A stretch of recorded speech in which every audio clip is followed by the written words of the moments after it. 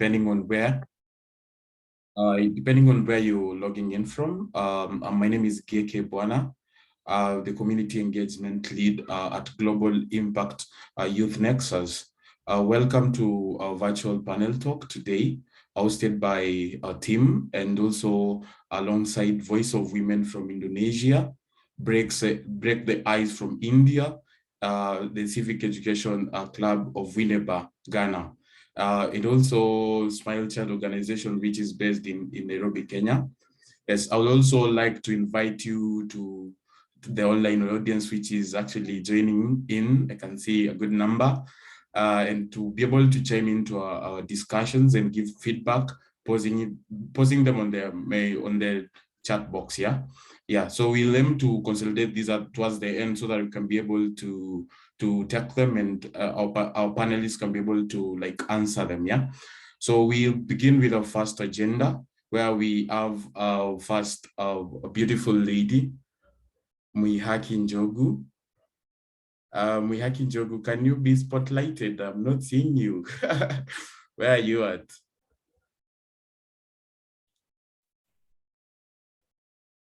Hello. Hi. Yes. So I think you'll start with your presentation. Yes. Okay. So you'll have 5 minutes to share about the topic, and pretty sure you understand. Yes, and be able to share about your organization as well, because you one of the people that are so passionate about kids and all that. So kindly share more about. She's the founder of Smile Child Organization from Kenya. Yes. Thank you so much, Geke. Hello, everyone. Thank you so much for coming.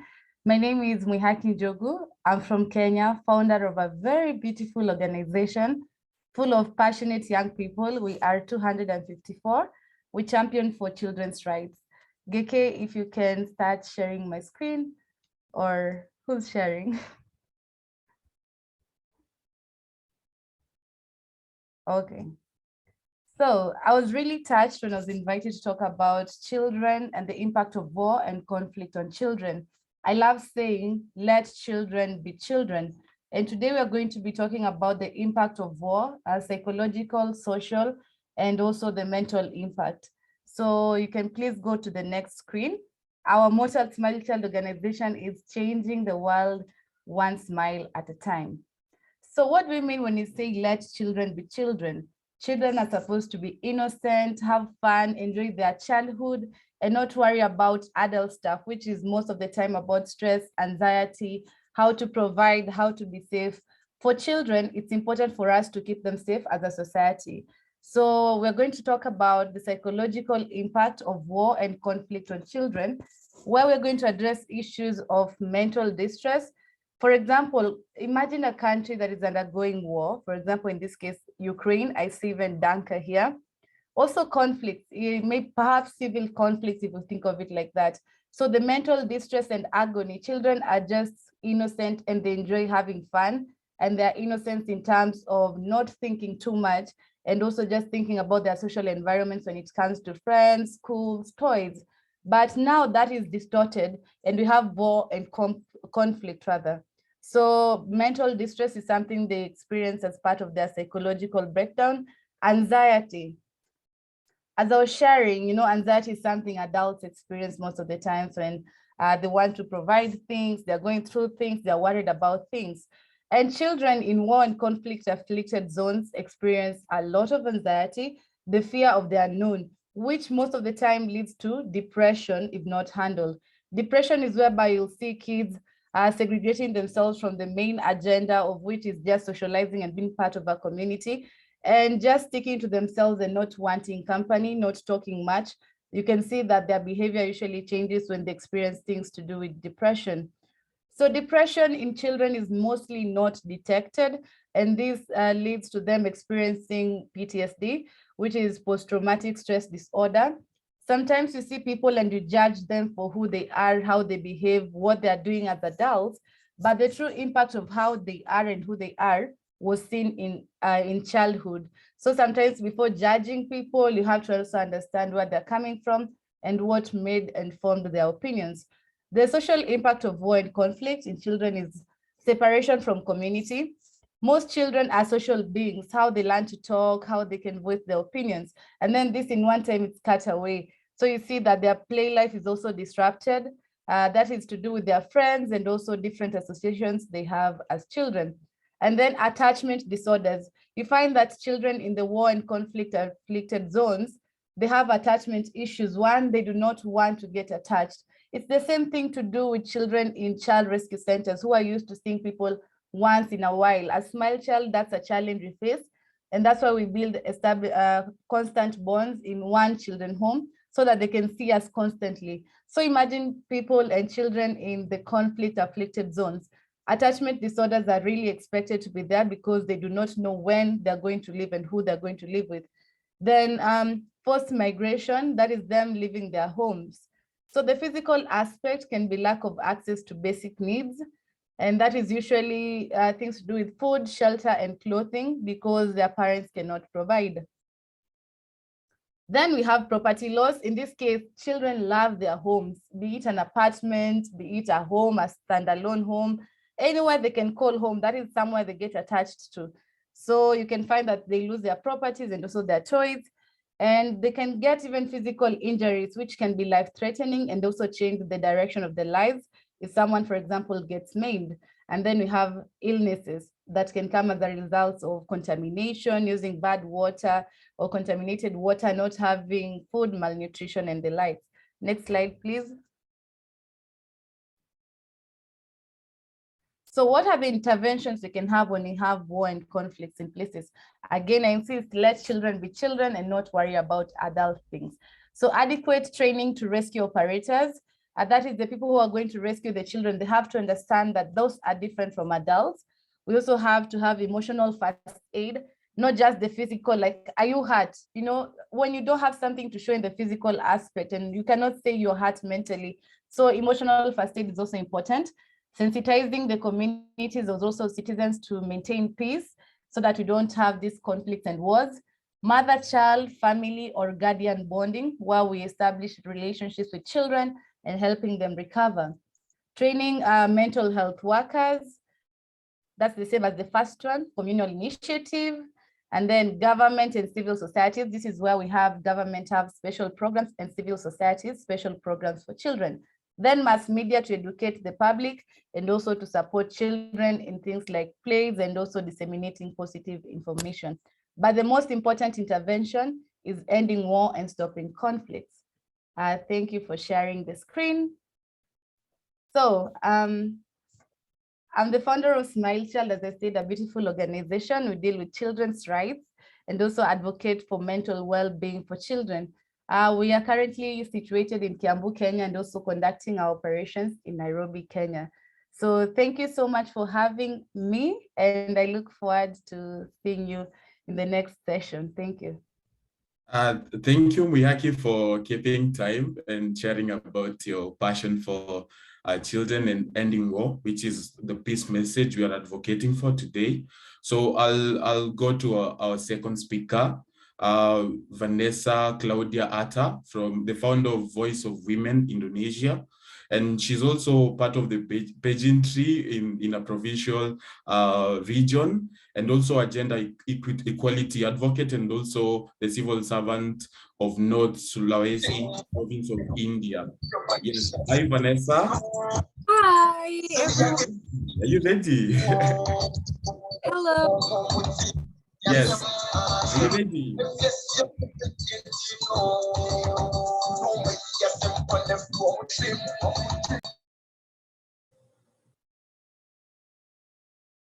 Yes, Vanessa, you can proceed because there was a background noise from your end. Kindly proceed and share more about yourself and also the presentation along the peace message. Yes, proceed kindly.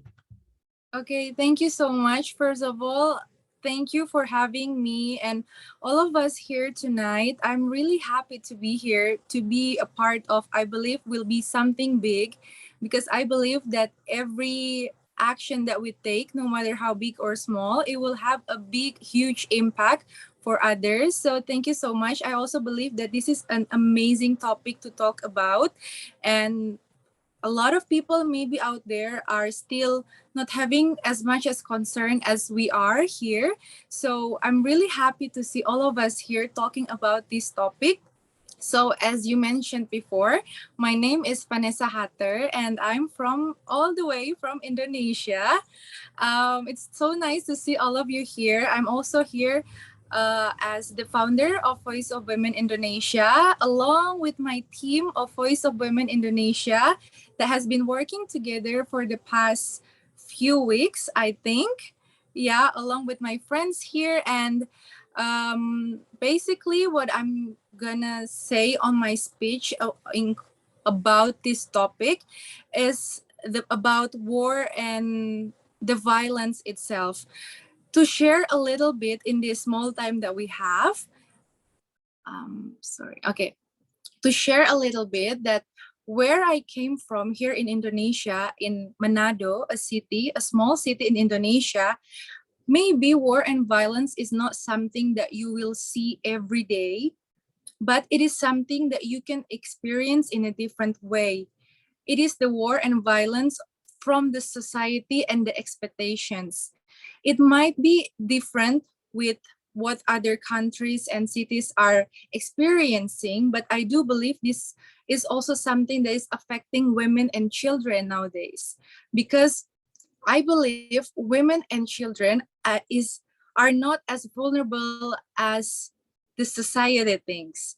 I do believe that women and children are one of the most powerful tools that we have nowadays, especially in welcoming the future, because women and children can do so much more than what the society have, the expectations that they have. So when we talk about war and violence, I believe that the world needs peace instead. Every person need peace, and peace is not a want, but it's a need. I believe it's a truly need, and it's human right for all of us to experience it in our daily life until forever. And that might be one of the biggest issue that we're facing right now, wherever we're staying, that sometimes maybe peace is a bit hard to achieve. Maybe in a war, or maybe in the society itself, experiencing stereotypes, stigmas all over the world. I believe it's different, the kind of issue that we're facing when we talk about war and violence. And what I'm gonna also say that I believe that peace is one of the greatest tool to unlock new opportunities ahead. It is like a key for all of us. When we choose peace over violence and war, we can do so much thing together, not only to empower our own self, but also to empower every human being out there. Just like our hashtag in Voice of Women Indonesia, our hashtag is empowering every heartbeat.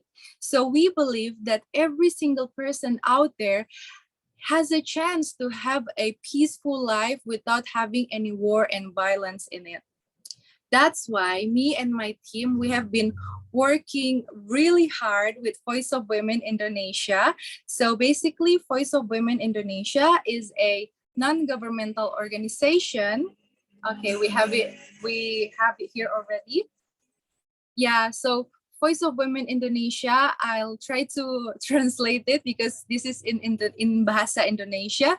So we are a non-governmental organization that focuses on the SDGs, which are goal number 4, quality education, and goal number 5, gender equality.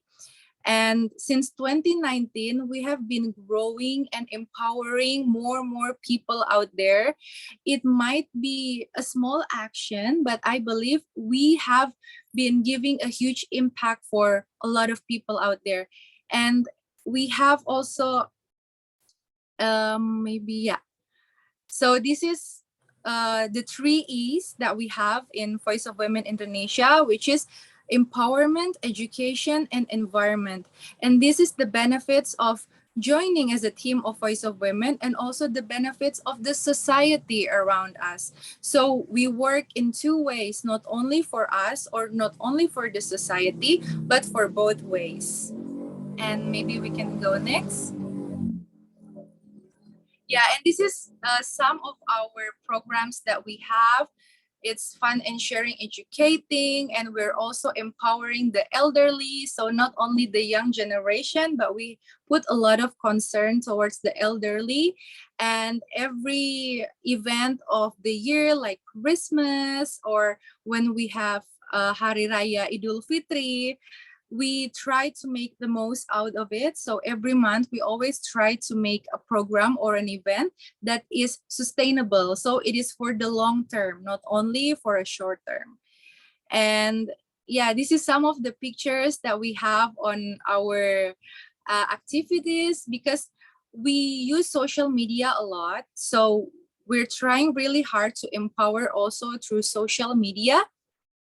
Yeah, we're trying to use social media a lot because we believe that we can reach so many more people out there towards social media. So we also have like live sessions, we have podcasts, and even webinar like we're having it tonight. And we also always try to invite speakers all over the world. So maybe in the next future, some of you here can become our speakers on our next webinars or our talk shows. And this is also our social campaign, our collaborations. And yeah, basically that is all about Voice of Women Indonesia. If you are all interested in finding out more about our programs, you can check our Instagram. It's at Voice of Women _ID, or on our Facebook, which is Voice of Women Indonesia. And I hope we can do more collaborations together in the future. And to close my short speech tonight, Eleanor Roosevelt once said, "It will not be enough to talk about peace. We must believe in it, and not enough to believe, we should work on it." So I believe with our participation here tonight, we already make an action towards peace. The next step that we're going to take is how we're going to make it sustainable, long-term, and having an impact for the society. That is all from me. Thank you so much. Oh, yes, that was powerful. Yes, I'd like to thank Vanessa and Mwihaki for the powerful messages. And now it's important for all of us to continuously promote peace and unity in our respective countries. Yeah. But again, I have one question to Mwihaki. Because Vanessa has already responded that she works closely with SDG number 4 and 5. So Mwihaki, can you be spotlighted? I have a question for you. Yes, in your own capacity, how does your organization work towards the realization of the SDGs? I'd love you to respond to that. Thank you so much, Geke. So we deal with SDG number 1, 3, 13. Yeah, so when our primary ones are also no poverty, that is number 1, and also peace, justice, and strong institutions. So when you talk about no poverty, we talk about empowerment programs for the youth and also parents to be able to provide, because we are an organization that champions no poverty and basic needs provision for children.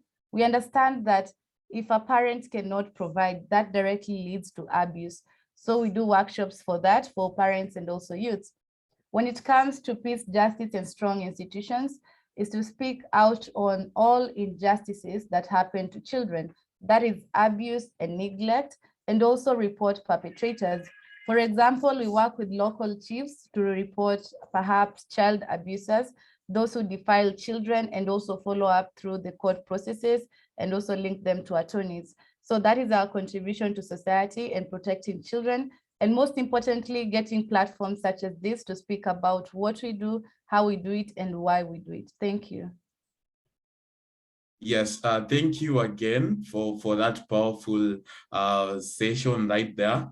Yes, so I'll move on to our main agenda of today, which is the virtual panel talk. And we have a highly dynamic panelist, which will be introduced by, who will be introduced by our co-founder, our founder, yes, Layli. Yes, Layli is the founder of Global Youth Impact Nexus. Yes, Layli, the floor is all yours. Come on. Thank you very much, KK, and thank you for Vanessa and Mwihaki for a very, very wonderful and powerful opening. I believe everyone got inspired, and hopefully all of us can start doing something in our own capacity, starting in local community that can pretty much ripples to the global effects. Ladies and gentlemen, once again, I would like to welcome you all to this wonderful session. My name is Au Layli Lelanitoy, and I will be moderating our panel talk for today. The war and armed conflicts in many parts of the world have a strong impact on the lives happenings in the affected areas. Women and children are the most affected by this invasion, who have endured for many years from the escalating devastations and displacement. They are the most vulnerable to all types of exploitations and abuses. They are exposed to increased levels of traumatic experiences, which include direct exposure to violence, sexual abuse, human trafficking, disruption of family structure, and social disintegration. To this context, we seek to create an engaging discussion by inviting the right mix of panelists who can offer diverse perspectives on the topic.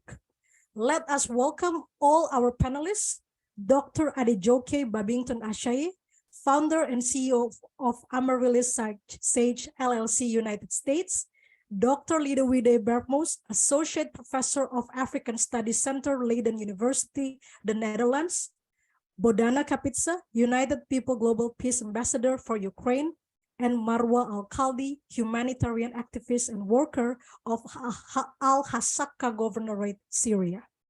Each of the speakers will present us their opening statements before we go into the discussion, where we will also open the floor for the participants to ask questions later. Without further ado, I would like to invite Dr. Adejoke Babington Ashaye to start with her opening statement. Dr. Adejoke, can someone unmute Dr. Adejoke? Hi. Hello, Dr. Adejoke. How are you feeling tonight? I am good. I am so inspired already. I just blown away by the presentations from the two ladies earlier. I'm so inspired. Thank you so much to both of them for the hard work they're doing. Thank you, Dr. Adejoke. You have 7 minutes to start with your presentations. I'm sure you can share your screen by now. Yep, let me go ahead and do that. All right.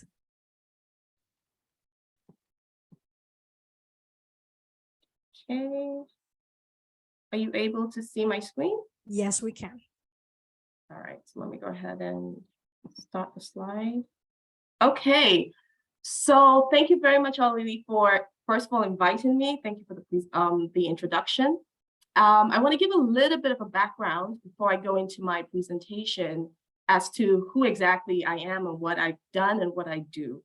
So through Amaryllis Sage LLC, I offer consultant and coaching services, and my consultant is focused on accountability for international crimes. That's what I've been doing, in various forms for the past almost 20 years. I'm a former investigator. I used to work at the International Criminal Court, and some of the cases I investigated included, allegations of war crimes and genocide in Darfur, concerns about the post-election violence in Kenya, and crimes against humanity and war crimes in Central African Republic. So these are some of the cases that I've dealt with. And since 2014, I've been doing capacity building training for various national prosecutors and investigators, and also judges, to look at how to increase accountability for international crimes in general, but especially sexual violence that is related to conflict. And so I have termed my presentation today a youth-led global call for action, because I'm so inspired by the fact that we have young people who are dedicated to saying, not on our watch, right? Saying like, we want to do something about it. And so I'm inspired by that.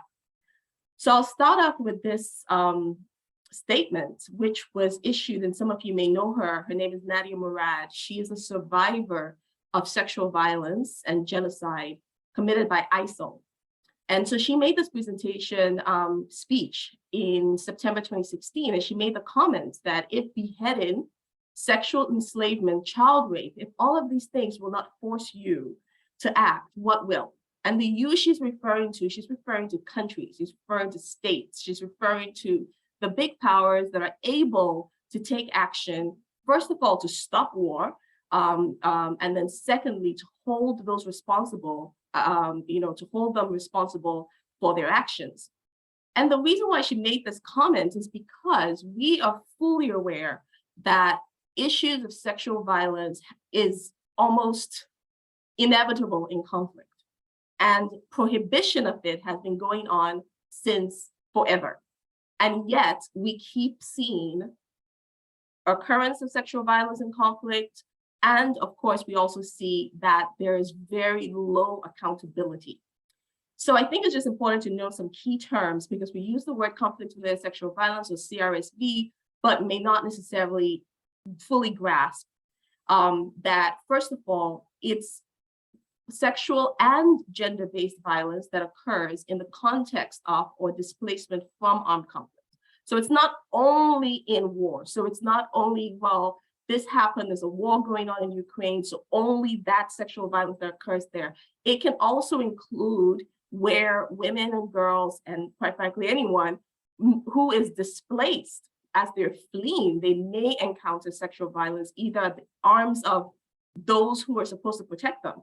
So you may have heard of stories of, in IDP camps, women and girls being forced to, perform sexual acts on soldiers. These are the kinds of things that are related to conflict, and they will count as conflict-related sexual violence. Also, as I mentioned, it manifests in different forms. So some of the work that I do focuses a lot on terrorism. So looking at the Boko Haram kidnapping in 2014 of the Civic girls, looking at ISIL work, looking at Al-Shabaab in Kenya and Somalia. So the ways that conflict-related sexual violence manifests, it can be in the context of war, it can also be in the context of terrorism, it can be a war crime, a crime against humanity, and under certain circumstances, it can also be genocide. And as I mentioned earlier, there are laws that prohibit this since goodness knows when, right? You have the Lieber Code from, I believe it was 1870, that expressly prohibits, the use of rape in war. You have the Geneva Conventions, you've got the Hague Convention. So you've got laws, and yet we don't really see accountability. And then finally, just a quick point that yes, women and girls are disproportionately affected, but anybody can be a victim of CRSV, and anybody can be a perpetrator. A lot of the times when we think of conflict-related sexual violence, we're thinking immediately of rape. But please understand that it also includes exploitation and abuse. It also includes gender-based violence. So for instance, a young boy could be used as a child soldier. So that's a violence against him because of his gender. And the violence against the girl, perhaps because of her gender, could be that she's forced to perform domestic chores. So we have to widen our perspective on the various forms of violence, because that then helps us know what it is we're looking for and how we can shape accountability. So the key question for me that is perpetually puzzling me is, why is it? Why do we keep getting, repeat after repeat, the rhetoric, the words that say it's important to take this into consideration, it's important to end it, but nothing happens, right? Why? And this is part of my doctoral thesis that I recently completed. So I'll just share some thoughts with you as to why. I think the first point to note is that sexual violence and gender-based violence, they occur on a continuum. What does that mean? It means that we're looking at it from peacetime to conflict and to post-conflict situations. So when we're thinking about conflict-related sexual violence, let's remember that this doesn't appear from nowhere. It is not as if there's no sexual violence during peacetime and suddenly in war, people go crazy. That's not what happens. Conflicts are not removed from the political and social dynamic and power dynamics that existed before. So the ISIL case illustration is the fact that ISIL was born out of a system where you saw oppression on the basis of gender and socioeconomic dynamics and oppression of women. And how then are you expecting ISIS to be any different from the regimes that existed? So if you're looking at conflict-related sexual violence, let us also think about the root and the fact that there are structural conditions that allow sexual violence to happen in conflict, but also prevent accountability. And it's important, therefore, if we're talking about accountability for sexual violence that happens in conflict, for us to think about these structural conditions that exist, even the legal issues that arise in peacetime. For instance, you're going to see them arising in conflict. Another key point is that there is an impact of patriarchy and masculinist norms in war and counterterrorism. So what does all that mean? First of all, how the state views war is from a male lens.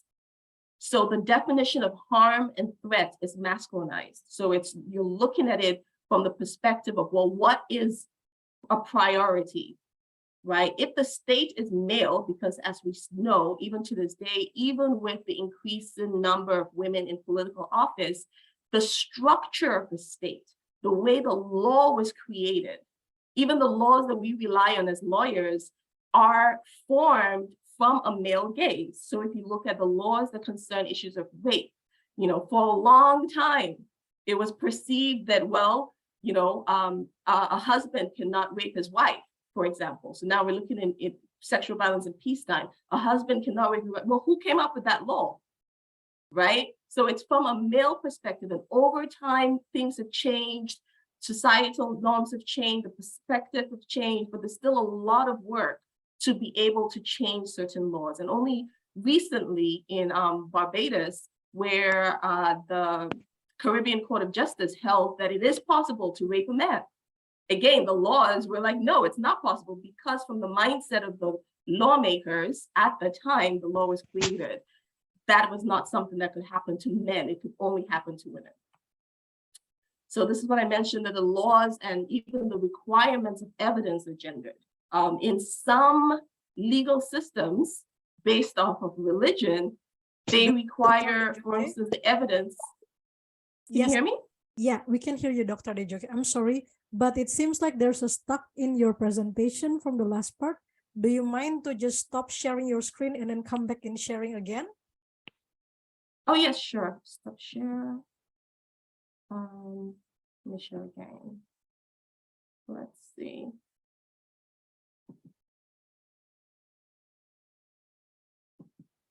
Is it better? Okay, all right. Can you see key findings? Yeah, I think you need to put on the slideshow. Okay, let's see. Oh, technology. All right, let's see. Let's try this out again. Am I still sharing my screen or no? I can't remember. Now it's not sharing anything. Okay, let's try this again. I'm really sorry to stop you there, because we want to learn a lot from what you're talking about. No, it's okay. Technology saw that I was getting back. Let's pull her back. She's too excited. Okay, seems like it's saying all right. Is that a bit better? Okay, all right, cool. Now please try to put on the slideshow mode, because it will really help that we can always see the screen when you go to the next ones, because the last one kind of stuck. All right, let's try this out. Go to the slideshow. Yeah, I seem to be having, I keep getting a message, but yeah, if you go to the slideshow, you can click from the current slide, and then it will appear the slides to be on the screen.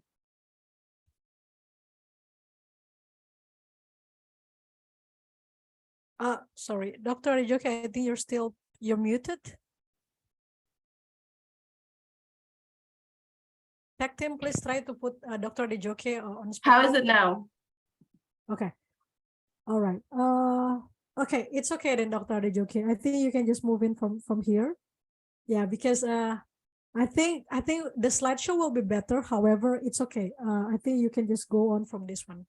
I'm sorry to cut you. All right, no problem. So on my end, I can see the slideshow, but can you see it now or not anymore? Yeah, we can see it now. I'm just kind of concerned later on we will not be able to see because it's not on the slideshow. Okay. All right. What about now? Can you see this? Yeah, we can. All good. Perfect. Okay. All right, Zoom, let's do this. So what do we need to do? We need to change perceptions. We need to change perceptions. It's extremely important for us to see that conflict-related sexual violence is not only a human security issue, because for a long time it's talked about as well, oh, the poor women and the girls, oh, the women and the girls, let's take care of the women and the girls, but that's not the point. Conflict-related sexual violence is also a state security issue. As you can see from the illustration that I mentioned on the screen, it's also a tool in conflict and a source of revenue. ISIL earned in 2014 about $45 million in ransoms alone. You have a story of a Yazidi girl who was sold back to her family after she was abducted, first of all, then initially purchased and sold 8 times before they eventually made money off of her family. And speaking in the context of Nigeria, the Nigerian government paid $3.7 million to Boko Haram for the release of some of the Chibok girls. So what do we know? We know that in the context of terrorism, for some terrorists, the use of sexual violence is lucrative. It is something that it actually bears indirect financial costs to the state and to the society, of course. But when we're thinking about it, a lot of the times people talk about it as if it is simply, oh, you know, it's a shame that this happened to this person. Also, we have to recognize that any changes to accountability requires us to also change that perception because it's currently dominated by a masculine lens. It doesn't prioritize accountability for conflict-related sexual violence. For instance, in the context of terrorism, there is more focus on fighting and combating terrorism financing, such as the sale of oil or the sale of antiquities to fund terrorism. There's a lot of effort globally on that, more than there is on addressing accountability for sexual violence by terrorist groups. Also, we have to be aware of the core gender problem. And the core gender problem, a lot of times when people think about gender, they think, oh, women. But gender is not synonymous with women. Gender is not a synonym for women. The core gender problem here is the masculinization of the accountability system, the accountability framework. So the gender problem really is the issue of removing the fact that the state is male and moving towards a more neutral state, a more neutral form of governance, a more neutral perception of the threats and the issues that surround conflict-related sexual violence. And of course, finally, accountability for conflict-related sexual violence starts with accountability for sexual and gender-based violence in peacetime. We cannot expect miracles to occur in conflict. That's really the worst time to expect anything to happen because the state is destabilized, you know, you have various issues going on. So if we have a serious problem for accountability when a woman or a girl says that she's raped and people don't believe her, she's afraid to go to the police, you know, or a woman is raped by her husband and the police say, well, your husband can't rape you, or whatever it is, or children, just as it was mentioned earlier, children are being abused. If we have that happening in peacetime, when conflict arises, we cannot expect that suddenly things are going to work out. So we need to be thinking about how to address that. And I'll leave you with this final quote, and this is the quote from the UN Special Representative on Sexual Violence and Conflict. And so she says that sexual violence is preventable, it's not inevitable.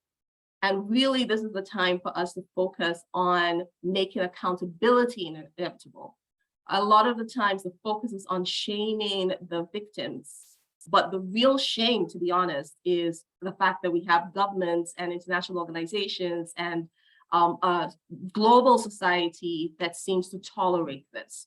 And so as this youth-led mission, you have a say, you have a voice in calling to attention, whether it is your politicians, in putting together organizations, in voting for the right people who will be making the necessary policy and legal changes. You have that voice.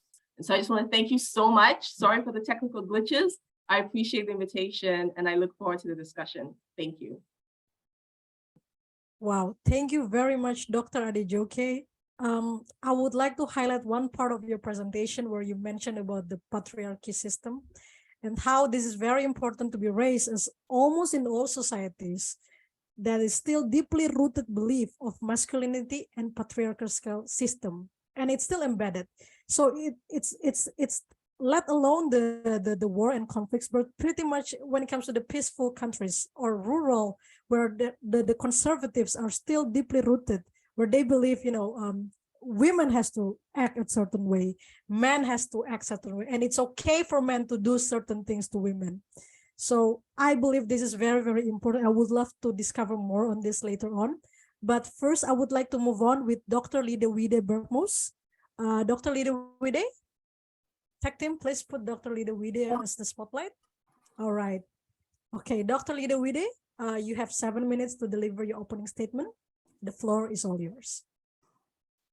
Well, first of all, hello, everybody. I'm here in Jakarta, and here it's good evening, but I'm sure that in other parts of the world, it's good morning or good afternoon.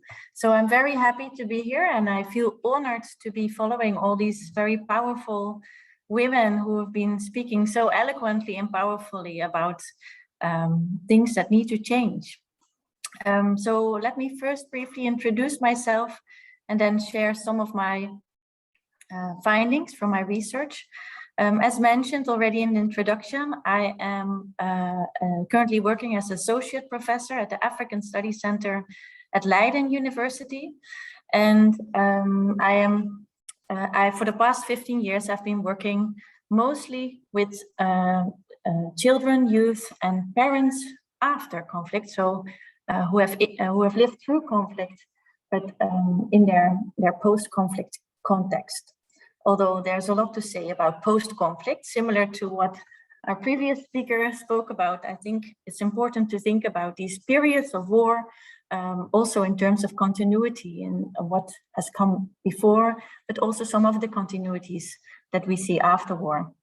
So I've been asked to talk about the long-term effects of conflict, but I also wanted to briefly stand still with the idea of this talk today, that we have a special spotlight on the case of Ukraine today.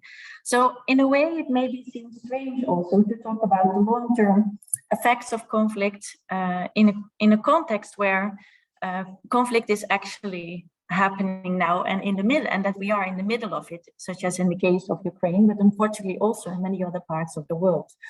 At the same time, I think it might never be too soon to think about some of the potential long-term effects and to think about the ways we can maybe mitigate some of the harms, but also then start thinking about how we can address some of the harms later when the heat of the conflict has diminished.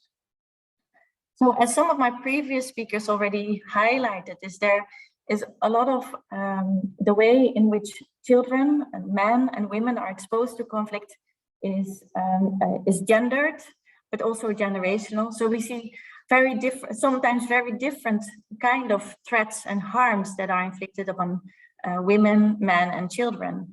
And although we really need to pay a lot of attention also to what is happening to women and girls, I think it's also good to recognize that the kind of violence that boys and men are often find themselves is perhaps more in relation to combat or lethal violence, whereas women are often exposed to psychological and sexual violence, gender-based violence, and forms of exploitation. Like many of these issues have been mentioned by the previous speaker, but also in this wonderful presentation that we heard about the consequences of conflict on children, psychological, social, and physical. And I come from a background in which I also look at how it affects society, and some of those dimensions have already been mentioned. also this masculinization, the shifts in accountability. But I also think if we look at the family level and at the societal level, it's good to recognize that in this period of war, we see many tasks and responsibilities and ideals shift in this period. Let me look specifically for children a little bit at what happens often in these periods of conflict. And I come mostly from conversations I've had with children and young people and parents who reflected on their childhood in conflict. So what they've often mentioned to me is that children really feel harmed by having missed out on education, which is very often the case in situations of war, because they have to often hide for the violence, so seek shelter, or they are displaced multiple times, or it is too unsafe to go outside to continue their education, or it's too often interrupted. And this really has a very strong effect on children, not only because of the long-term effects it may have on their future because of the lack of education that they experience, but also a lot in light of the that it disrupts this normal day-to-day experience. And I see my time flies fast, so I want to stand still a little bit with this idea of how this period of war kind of affects for children and young people, how they think about what is normal and how this is not self-evident anymore. And what we see is that this can be really disrupting for a long-term effect, where you no longer know the line between what should be and is and what to expect. So it has psychological effects in terms of uncertainty, or attachment has been mentioned already.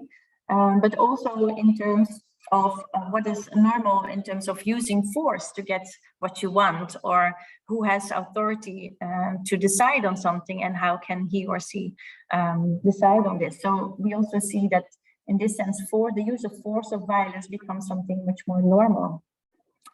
Some of the ways in which what we've seen from past conflict is that one of the ways in which we can protect children from some of the harms is by firstly trying to continue this normal day-to-day activities like going to school, also in situations of refuge, that this is really important. But also that this connection to at least one parent or one trusted guardian is extremely important as a sense of security. And we really know from interviews and from research with families that children who have been most affected psychologically or those who have been less affected psychologically often have been protected by by not having experienced separation from all their parents or guardians. So this is something that we really should try to keep in mind when we are in a situation of war, or when we are guiding people who are or advising people who are face themselves in these situations.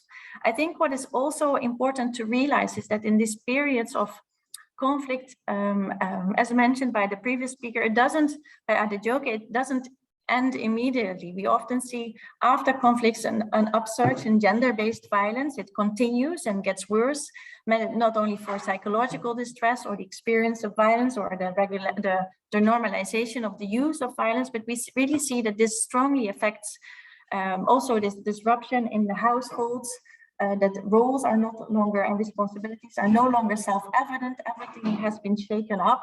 So it's quite distressful and difficult for many people within these households. We see that, but there's also other types of continuation of violence that we should think about. Countries that have experienced war are very fragile to a relapse into conflict. And this is something I think we should be aware of and also try to address. Most of the reasons that are often highlighted in reason or for why conflict leads to new conflict or to renewed conflict, and this may sometimes be within 5 years or 10 years or longer, is that they point to structural factors, and these are extremely important, of course. But at the same time, I also like to believe, and I think with many of us here, that ordinary people can do something. So in my current research, I mostly focus on this idea of intergenerational transmission of conflict within families among ordinary people, but also intergenerational transmission of peace and how to break this cycle of violence. And I think that's something that, especially in the aftermath of conflict, should receive much more attention, to emphasize the power of ordinary people to also affect these cycles of violence that we see happening in so many countries. As to give one of the examples, in a recent study I conducted in Burundi, where I've done much of my research, I realized that in 2015, when a new crisis started after 10 years after the civil war, it was related also, it happened very quickly because children who had become youth at that time had been socialized into adopting a military lifestyle, vocabulary, admiring this lifestyle, this masculine, this one form of masculinity, I would say, where being a good man is one who protects with violence or with force his or her family, his family. So I think some of those values that continue in the aftermath of war need to get more more consideration, and maybe more alternatives also, to create more alternatives for different ways of doing gender, of living together, or of recreating trust, so that in the aftermath of conflict, we can protect against a new cycle of violence. Thank you so much, Dr. Lidewide. Indeed, how families grow in the conflict areas will affect the intergenerational trauma, especially for children. It affects their perspectives on how to see the world, and there may be a social disintegration when they start connecting with, let's say, other countries. But more on that later. Next, I would like to invite Bodana Kapitsa, whom we all know as Danka. Danka, are you here? Tech team? All right. Okay, Danka, are you able to share the screen now? Just a moment. Hello, everyone. Yeah, I can. Okay, cool. All right. So, Danka, I would like to remind you, you have 7 minutes. The floor is all yours. Yep. Okay. Just a moment. Share my screen. Okay, hello everyone. Layli already introduced me. So we will talk about the impact of Russian-Ukrainian war on women and children. But actually, before we go to our main topic, I just shortly want to tell what actually is going on in Ukraine now. Most of you already know that on February 24th this year, Russia started full-scale invasion of Ukraine. But actually this war started in 2014 when Russian army crossed the border on the east of Ukraine, and Russia annexed our Ukrainian peninsula Crimea. So for that moment, this red territory is occupied by Russia. But the good news is that this green one is already liberated by our Ukrainian army. And I think now you could see how big price all Ukrainians are paying for our freedom. Yeah. So going directly further to our topic, I just want to share with you like four short stories. The first one is on this picture. You could see Milana. She was born on the second day of the Russia full-scale invasion of Ukraine, and for the first hours of her life, she used to stay in bomb shelter in Kyiv. You could see this picture. Her mother Hanna said that when Putin kills Ukrainians, we appeal to martyrs in Russia and Belarus to protest against war in Ukraine. Next story about 14 years old Serhiy from Yagidne village. He was forcibly taken to Belarus by Russian occupiers in March. Also, he was wounded, and actually on photo, you could see how this wound look like in a few months. On this map, you also could see the way home of this boy. Yes, he returned home with the support of her sister and another people. Next story, I guess, Layli, you already see this woman, met this woman online. Story about Anna Zaitseva and her 6-month-old baby, Svetoslav. Anna with her babies and her parents spent 65 days in Azovstal shelter. Actually, this screenshot was taken from video when Anna is on Azovstal on April. And actually this photo from May when Anna was successfully evacuated from Azovstal. Also, unfortunately, this war separate families. For example, here is Victoria. She is a medical worker and she was separated from her daughter Alisa on Mother's Day in May. They met only on October when Victoria was freed from Russian captivity. Yeah. Going to official data, according to Prosecutor General Office, at that moment, Russia killed 430 children and 822 children. 22 children are injured. Our Ukrainian Commissioner for Children's Rights, Daria Rasamchuk, said on October 20 that according to the statement of parents, friends, and relatives, 8,709 children were recognized as forcibly deported or disappeared. And for now, I just want to show you like short part from video. Just like 2 minutes, I will show how Russia actually kidnapped our children. A 12-year-old Ukrainian girl. In March 2022, she was kidnapped from Mariupol by invading Russian troops. A truly heinous crime. Russian troops have been looting and kidnapping children. Sadly, many families are still torn apart. The girl is one of thousands of little Ukrainians stolen by Russia after February 24th.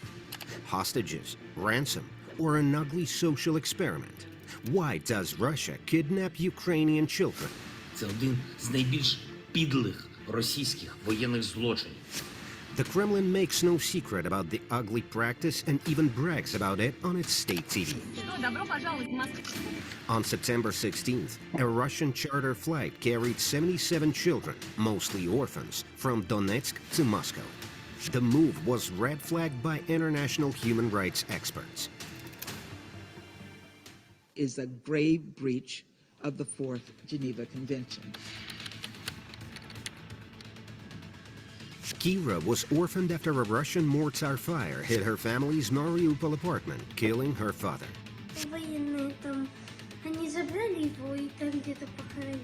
Fleeing from the city, the girl was injured in a tripwire explosion and was rushed off to occupied Donetsk. Such illegal deportations are mounting up. Any war conflict makes orphans an easy target for abductions and human trafficking. Thousands of children have been subject to filtration. Мы первых детишек приняли с Донбасса. Мы уже выстроились в очередь брать детей. The thing is that an entire business was made on children adoption in Russia. Хотели вообще везти в Ростов. Паспорт будет чуть позже, 14 лет. The deported children are forced to take the Russian citizenship and are exiled to remote places across Russia.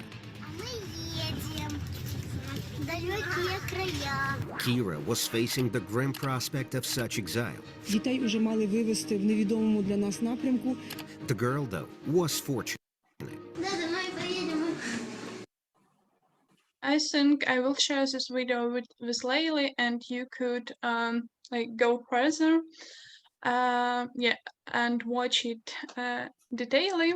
So just like few minutes about organization which already help Ukrainian children. Of course, there is many, but I want to present like a few of them. Here is, for example, Children of Heroes. This organization helps Ukrainians orphans who of the Russian-Ukrainian war by blanketing them with care, warmth, and security.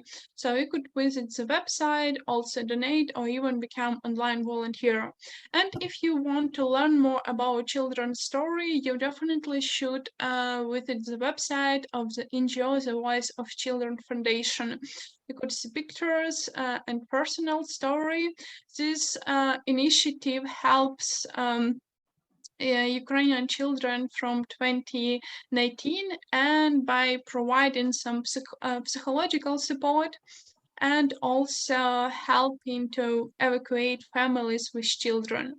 Next organization is Ukrainian Education Platform. With about 20 years of experience, and I just want to focus in on two branches of their work. One of them is Community for Family.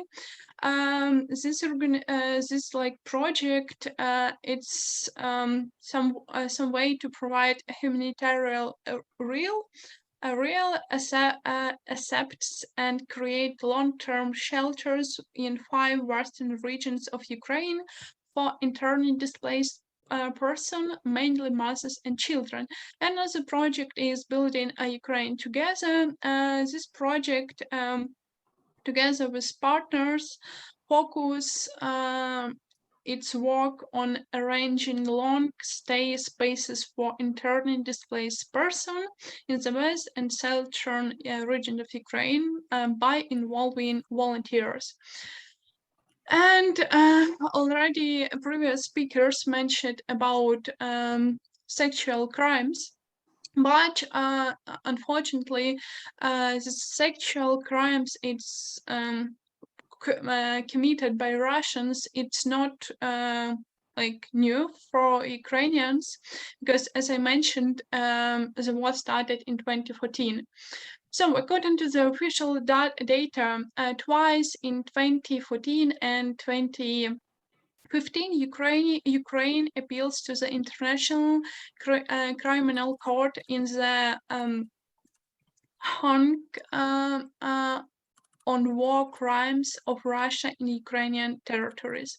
In 2019, the coalition of human rights organization Justice for Peace in Donbass provides the International Court with over 100 pages of documented evidence of systematic sexual crimes. On the 23rd of March, the first official suspicion of rape of Ukrainian woman by Russian soldier appeared. And also, in the end of May, Lyudmila Denisova, the Ombudsman of Human Rights in Ukraine, informed that Ombudsman's hotline had already received 140,000 calls about rape and torture committed by Russian army. This is from Ukrainian media, like one of the biggest media in Ukraine, independent media. But it's my the last slide of this presentation. I just want to notice that Ukrainian women is not like a victim. Ukrainian women are also our defenders. They also defend our borders. They also fight in front line. For example, here you could see them presented in Elle magazine. It was published by our Defense of Ukraine. And here you could see happy 108 Ukrainian women who was released from Russian captivity on October 17, just a few weeks ago. Yeah, you could see it in the pictures. So from my slides, that's all, and thank you. Thank you very much, Danka. It's very powerful that you put the last slides, how actually women is also taking their place in contributing towards defending Ukraine. That's very powerful.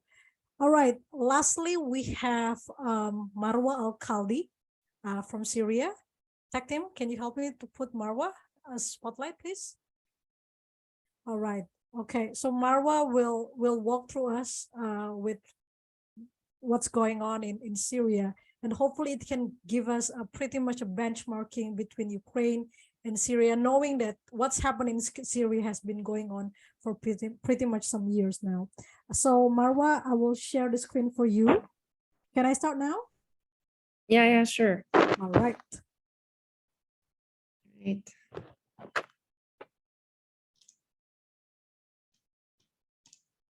So, hello everyone, and thank you for the invitation to participate such a great virtual activity. This is Marwa from Syria. I'm a humanitarian, and I'll be telling you a little bit about how it is like to be in Syria. So, the Syrian war, more than a decade of conflict, women and children continue to pay the heaviest price. So what is really happening in Syria? As you all know, it's been 11 years of war, and the war has not ended. You see here the figures, the number of the deaths, the IDPs, the internally displaced people, the refugees and asylum seekers, and the people who are actually still in need, despite the fact that we have 800% rise in food prices since 2020, and this has made it even worse. To have a full view on how it is like to be here, you have to understand also the area of influence for each side of this war. Here you can see a map. It was published lately by United Nations. You can see one is for the government and pro-government forces. Two, the purple one is Kurdish People Protections Unit, YPJ, and Syrian Democratic Forces, SDF. Three, you have other non-state armed groups and Turkish armed forces. Okay, so now we're going to discuss the socioeconomic situation and its impact. We have the social impact where we talk about physical, mental, and well-being, and the next slide. Yes, and this is related to these SDGs I wanted to highlight. And the next slide, also the economic impact, which is affected by the armed conflict, the economic sanctions, COVID-19 pandemic, the severe drought, and lastly, this year, cholera outbreak. So I'm going to focus on the impact on most vulnerable groups. Here are women and children. The next slide, yes. So for women and girls, I'm going to combine these two age categories because in Syria, due to the GBV implications, they are both likely to be affected by the same factors. So we're going to start with what's affecting their mental health. Here talking about healthcare and mental health psychosocial support. Main factors, they are actually caused by weak health systems, due to damage or destroyed health facilities, lack of water and sanitation, and COVID-19 implications, and now cholera outbreak since September 2020. Second, we have gender-based violence, and I'm going to mention the types that we have identified in Syria. These types are sexual violence, rape and harassment, intimate partner violence, psychological and emotional abuse, early forced marriage, we call it child marriage, and unfortunately it continues to be a reality in the lives of women and girls in Syria.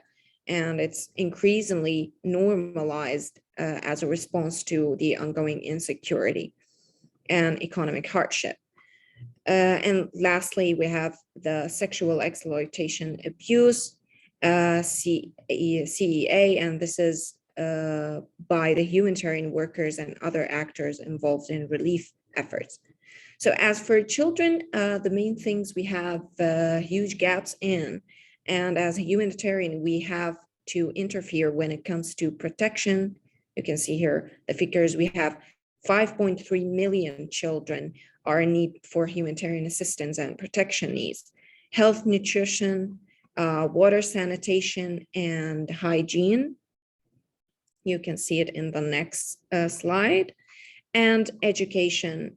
Unfortunately, over 7,000 schools damaged or destroyed, and about 2 million children out of school. Many of these children are most vulnerable, including those recently displaced. Now, after I showed you all the data and the reports, you need to see it from their perspective, from women and children perspective. So we have two stories of one family, Muna and Isra. Muna, she's a mother, was displaced from Deir Zor in late 2019. After clearing last ISIS overrun area, Muna lost her husband during the displacement journey, and all she had were her 4 children. Isra is Muna's second daughter. She was born during the war and never knew what peace was like. She's just like all kids in camp. Isra had to live in one of the 14,300 shelters in Al Hol camp. Muna gave birth to her last child in the camp. She suffered postpartum complications due to lack of access to clean water, lack of awareness, and poor self-hygiene. Luckily, Muna received assistance from one brave trained midwife working with one of the NGOs in camp and was able to provide healthcare services timely. Muna is worried about her children's future. She said, "Everything me and my husband have collected, we left back at home. I just want my little farm and small place in our small village back. At least I could lock the door. At least I could feel safe." The risks of living in camps are many: lack of basic needs, poor infrastructure. Despite all the efforts by humanitarian actors to provide assistance and protection, the situation remains the same as the numbers are still increasing. Isra, the little one, she is a dreamy young girl, loves the outdoor, liked staying inside the shelter, never liked. Actually, she likes to play with the others. When the sun goes down, the temperature drops. Isra says, "I can feel the freezing air against my cheeks. I wish the sun never goes down." More than 58,895 individuals are staying in camps. Half of this number are children. All are in need for humanitarian assistance.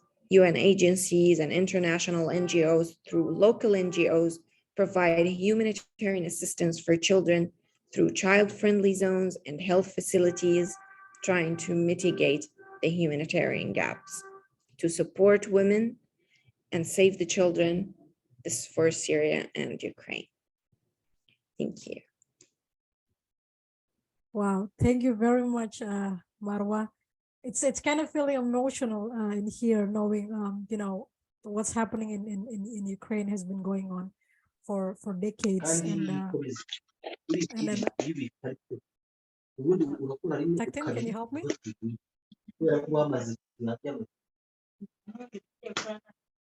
All right.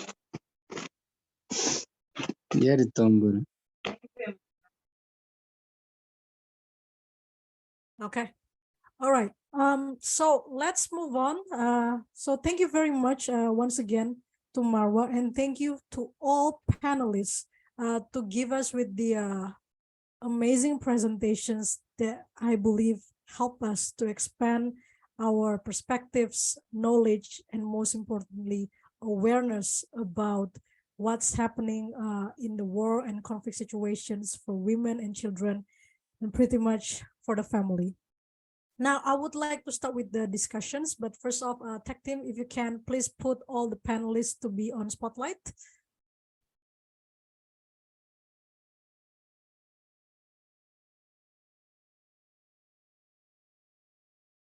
I think you should pin out everyone. Okay. Yeah.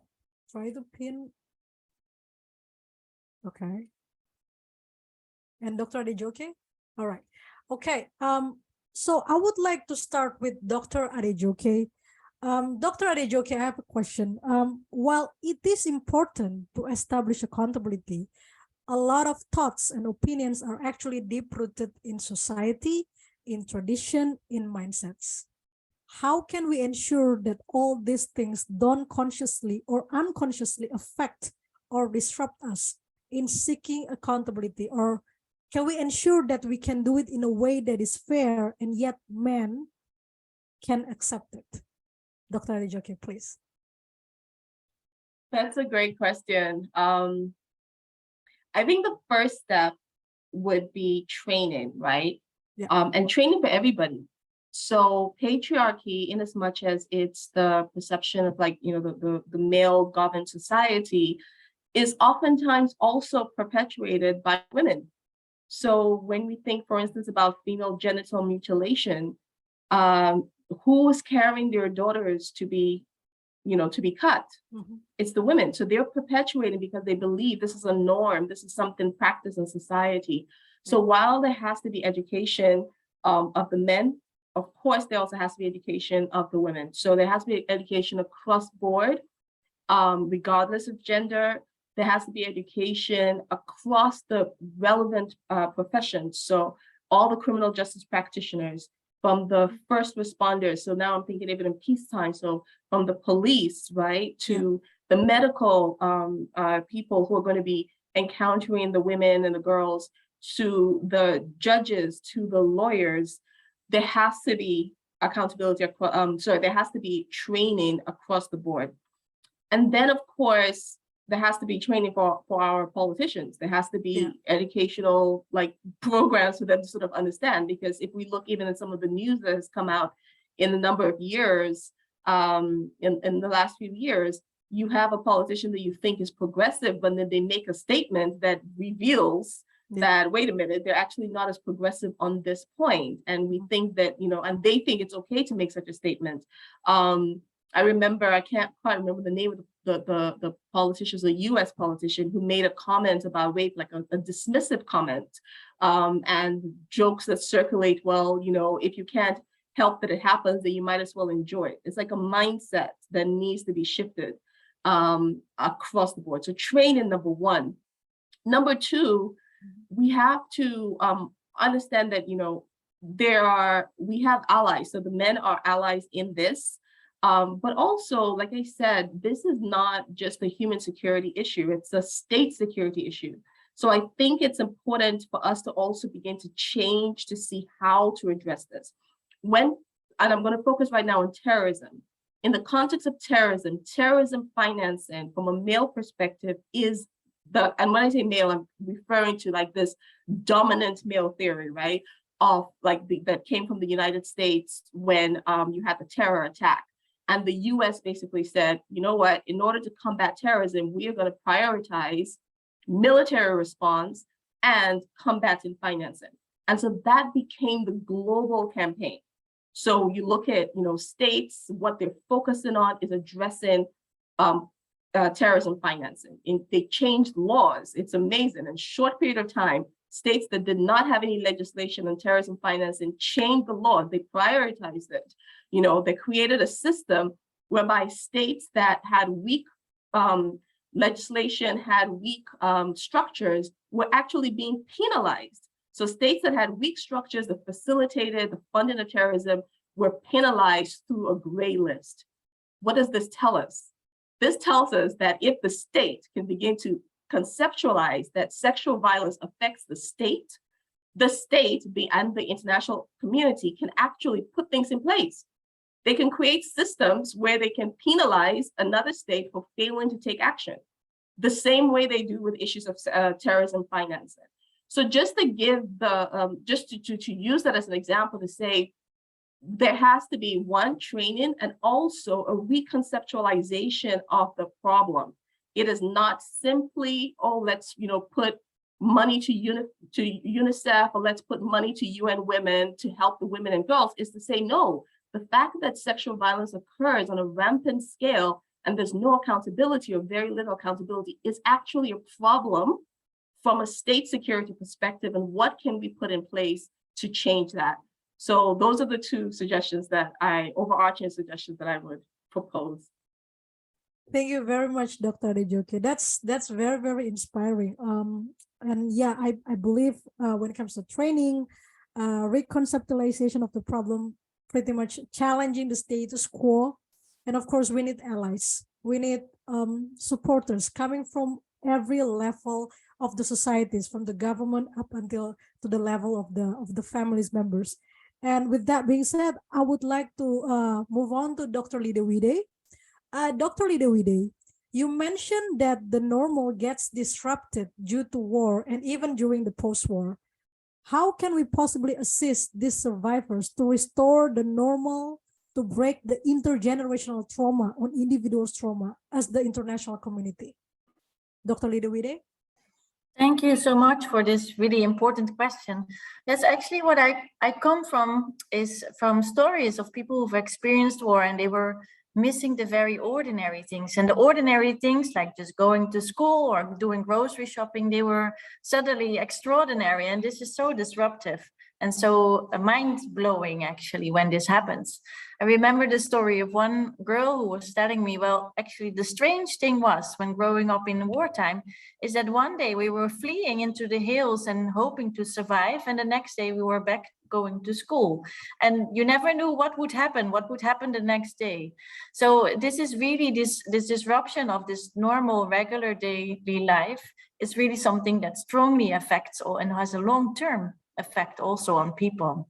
So what I've noticed, for instance, in Rwanda, it's very valued if people can say, well, actually, we start to greet each other again as neighbors, living next to each other.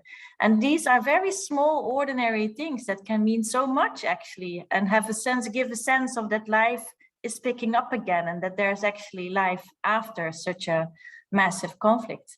So I think that one of the things that we should be aware of, especially when we are finding ourselves in positions that we are working in NGOs or experts or consulting, or that we know that these very ordinary, simple things that make a day and that make a life, that they matter and that they should receive a lot of attention. Thank you. Thank you so much, Dr. Lidewide. I really like when you mentioned about, when they start greet with each other. I believe it's the small gesture of act that actually have a massive impact. And by the time it also helps to form the social culture on this community. Thank you very much, Dr. Lidewide. Next question I have for Marwa Alkaldi. Marwa, the Syrian civil war has created the largest refugee population in the world. How are the local NGOs, humanitarian organizations are working to improve the health and welfare of internally displaced Syrian women and children? Marwa? Okay, so regarding IDPs, and at the beginning of the crisis, just like now in Ukraine, humanitarian actors were focusing on emergency response, providing relief aid to IDPs, and as the time passed and people start to try to recover, more sustainable and social assistance are required in order to strengthen the resilience of communities and help to mitigate the human gaps. So at the first, it's an emergency response, and then we try to focus more on sustainable activities, more on building communities to try to strengthen them, to overcome this post-war trauma. And so this is what we focus as humanitarian actors working on field with IDPs. Yes, that's all. Thank you. I hope I answered your question. Yeah, it is. Thank you very much, Marwa. Let's move on to Danka. So Danka, we all know how the government of Ukraine has been working so well and tried their best in defending Ukraine. When it comes to the women and children rights, is the local government of Ukraine fulfilling its obligation in the promotion and protection of women and children rights?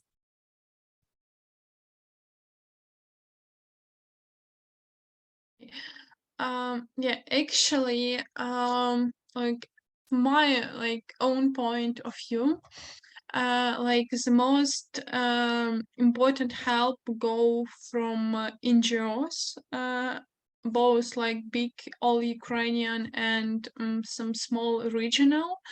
We also works with internally displaced person, IDPs. For example, I involved in NGO in my local community, and we help IDPs with some places where they could stay, and most of them are women and children. Yeah, so in that case, yep.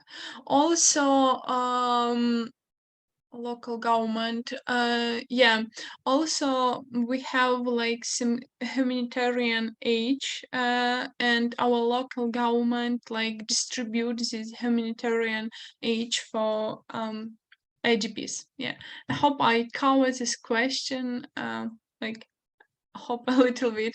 Yes, first of all, I just want to add that I'm not like so big expert, because I'm not an ombudsman. I'm not someone who directly helps these children, every children in Ukraine. Yeah, but I'm just here to share some data. Thank you. Thank you very much, Danka. It's actually very insightful to all of us, I believe. Lastly, I have one similar question for both Dr. Adejoke and Dr. Lidewide, because GYIN is about advocating and educating on the Sustainable Development Goals. It's like our North Star. So the 2030 Agenda for Sustainable Development Goals, or as we know, SDGs, is an urgent call for action by all countries that provide a shared blueprint for peace and prosperity for people and the planet now and into the future. This includes the war and conflict areas, as we pledge to leave no one behind, because there can be no sustainable development without peace, and no peace without sustainable development. How optimistic are you for us to achieve the 2030 SDGs by looking how far we have progressed forward in prioritizing the agenda of women and children in wars and conflict areas? I would like to start with Dr. Adejoke.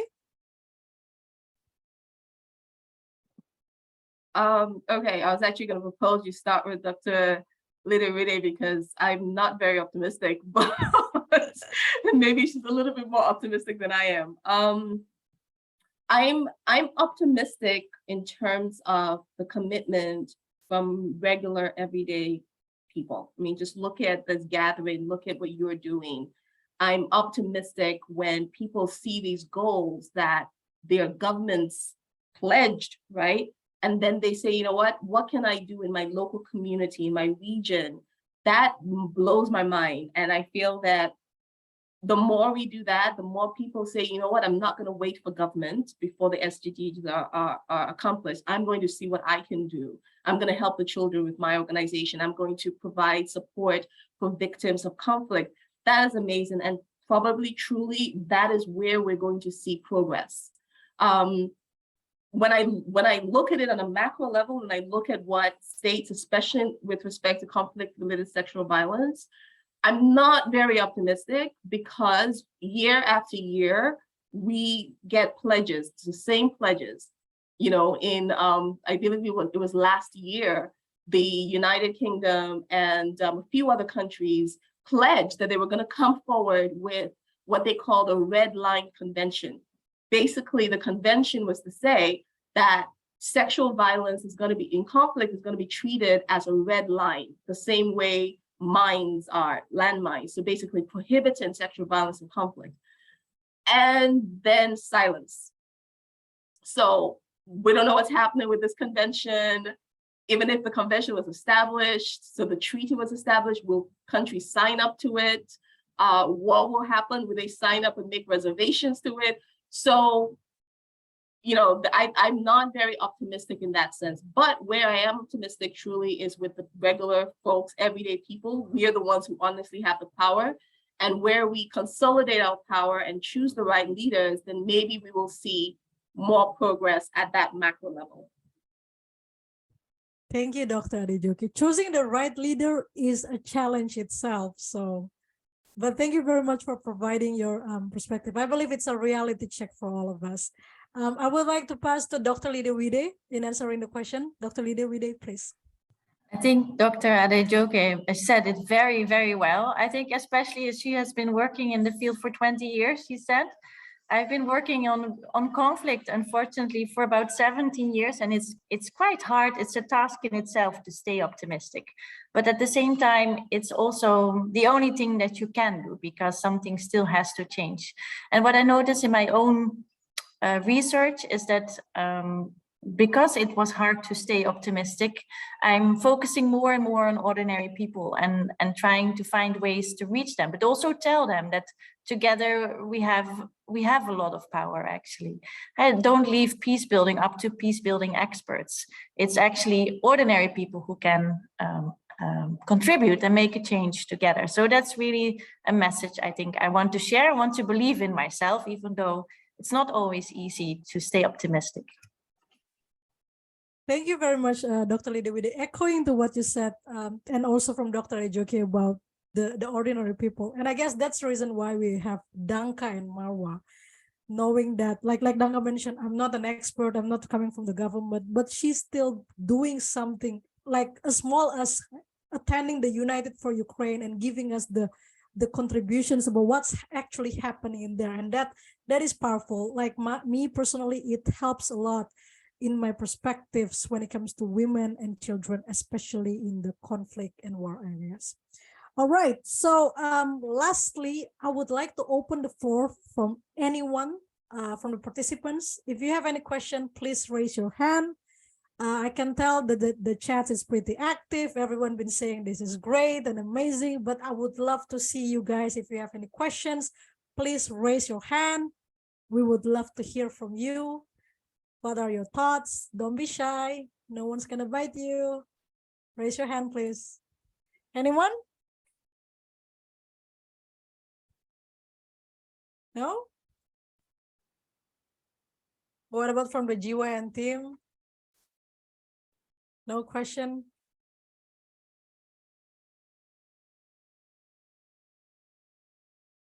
All right. Okay, we have one. Moro. Okay, let me put you. Yeah. So, hello everyone. Okay, so please state your name and where you come from, and to who is your question addressed for? Okay, so I'm Christopher Moro, and I'm from Haiti. And here in my back, you can see it's like Live Up. That's my organization, Living Free and Better. So I'm currently participating in the 5th edition of Young Peace Builders with UNLC. So I'm just like trying to put something like great in my country to help resolving the issue that we have, like conflict that is going up in the countries since like 30 years ago, and that affected the whole population. Even me, I had to flee my first community to go to another one now.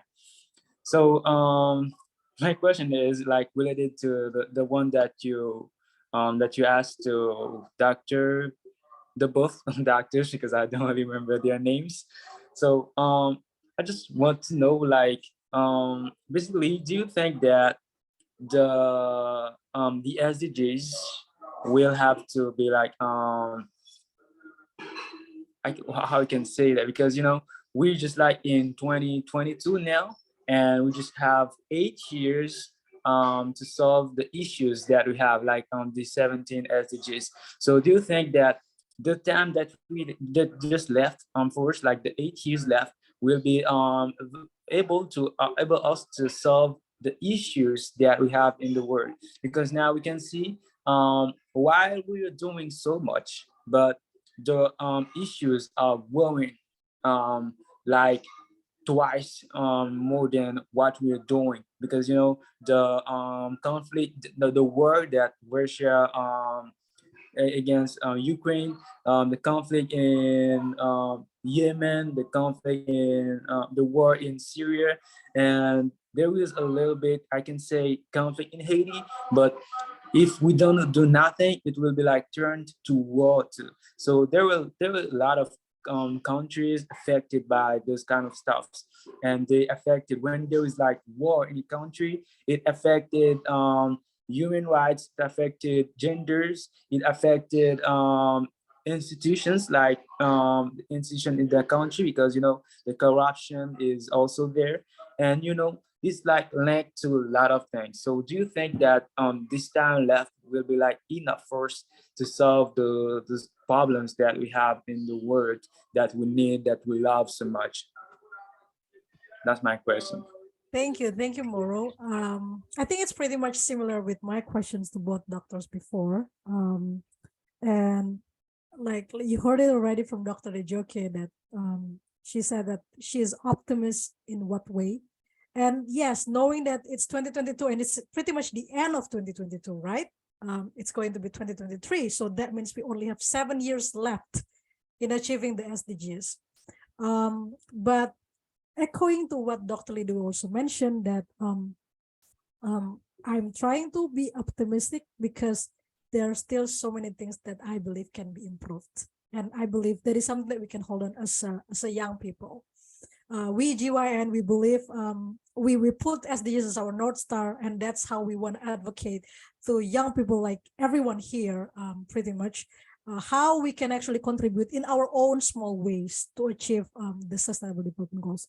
Perhaps I would like to pass to Dr. Ejoke and Dr. Lidewida if you want to add something on this. I would love to also hear from Marwa and Danka their thoughts on this topic, because it's actually, it's a very important question. It's tied to what you asked. In a way, like what I would say as a final comment on this is just that the reality is, for as long as you have human beings, you're always going to have issues, right? So let's just accept that. And so the question is, you're always going to have people who want to break out into war.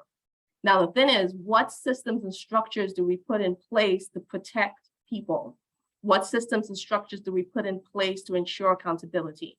And so while in the next 8 years, we may not be able to prevent new wars from coming up, like nobody anticipated, at least regular folks did not anticipate Russia and Ukraine.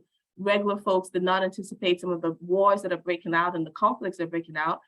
But what can we as regular folks do to ensure that if this happens or when this happens, there are structures in place to protect, there are structures in place to ensure accountability, there are structures in place to quell it. And I think that could be where we can focus our energy for the next 8 years. Thank you very much, Dr. Ejoke. Perhaps from Marwa and Danka, if there's anything that you want to add on. Danka and Marwa, please. Yes, so just like Dr. Adejoke said, as human beings are still living, we're still going to have issues, but we might have less issues if we try to work for a better world. And the efforts we are doing towards wars now and conflicts, it's not just about when is the conflict on when is the war ends. It's about also the after the wars, after the conflicts, what issues are we gonna deal? So when we are trying right now to deal with wars and conflict zones, we try to mitigate the essential humanitarian gaps, and then we move to other gaps we have to work on. Thank you, Marwa. And from Danka, if there's anything you want to add? Yeah. First of all, just adding for previous speakers, concerning war in Ukraine, you will see at the beginning of my presentation this map of Ukraine, and you see how much part of my country is occupied by Russia. And you could just imagine in your mind, if it was your country, if this part of your country was occupied, how do you feel about it, just like for yourself? And this war touched, as you guess, not only Ukraine, but another country. For example, we have like some food crisis especially in Africa countries, and also it touched like many sustainable development goals, and have like many issues not only in Ukraine but like all around the globe. Yeah, so that's why my colleague from United from Ukraine initiative, we asked it to share information about what is going on in Ukraine. Yeah, and also welcome to our weekly event, United for Ukraine. Usually it's on Wednesday or Thursday. Yeah, at 5 p.m. So you're welcome, guys. Yeah. Thank you all. Thank you very much, Danka. I think Dr. Lidewide, I think her son, her daughter is just woken up.